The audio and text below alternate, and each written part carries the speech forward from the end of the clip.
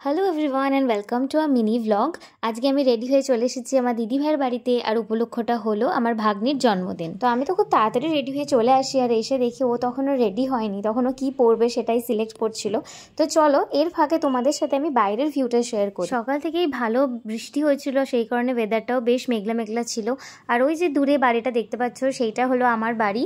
তো দিদি ভাইয়ের বাড়ি থেকে আমার বাড়ি লাগে হার্ডলি 1 মিনিট, এতটাই কাছে। আর ছোট থেকে আমার বেশিরভাগ সময়টাই কেটেছে এই বাড়িতে।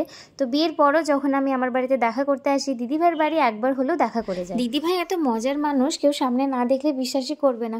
সবাইকে এত হাসাতে পারে, সবাইকে নিয়ে এত মজা করতে পারে, সেই কারণে আমাদের সকলের খুব প্রিয় জায়গা এটা। আর যখনই মন খারাপ করে আমরা সবাই মিলে এখানে চলে আসি। আর এদিকে মনে ডিসাইড করতে পারিনি তখনও যে কোন ড্রেসটা পরবে, তাই আমি ওকে সাজেস্ট করলাম যে এই কুর্তিটা পরলে কিন্তু খুব ভালো লাগবে, যেহেতু ঘরোয়া অনুষ্ঠান ছিল। তো ফাইনালি ও রেডি হয়ে চলে আসে, এবার ওর হালকা মেকআপ বাকি ছিল। আর এরপর আমি আমার গিফটটা মুন্নিকে দিয়ে দিই।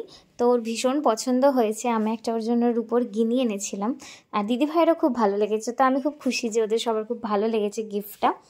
তো এরপর একে একে সবাই চলে আসে, দাদা বৌদি, আমাদের পুচকি দুটো, যাদের ছাড়া কোনো অনুষ্ঠান কমপ্লিট হয় না। এরই মাঝে আমার আবার অফিস চলছিল, তো আমি এক হাতে সেটাও সামলাচ্ছিলাম, আর এদিকে সবার সাথে গল্পও করছিলাম। তো ওয়ার্ক ফ্রম হোম আমার এই একটা ভীষণ ভালো অ্যাডভান্টেজ আছে। তো সবার সাথে ভীষণ মজা করে দিনটা কাটাই। বাকিটা আমি সবটা শেয়ার করবো নেক্সট ব্লগে। চলো আজকের মতো টাটা।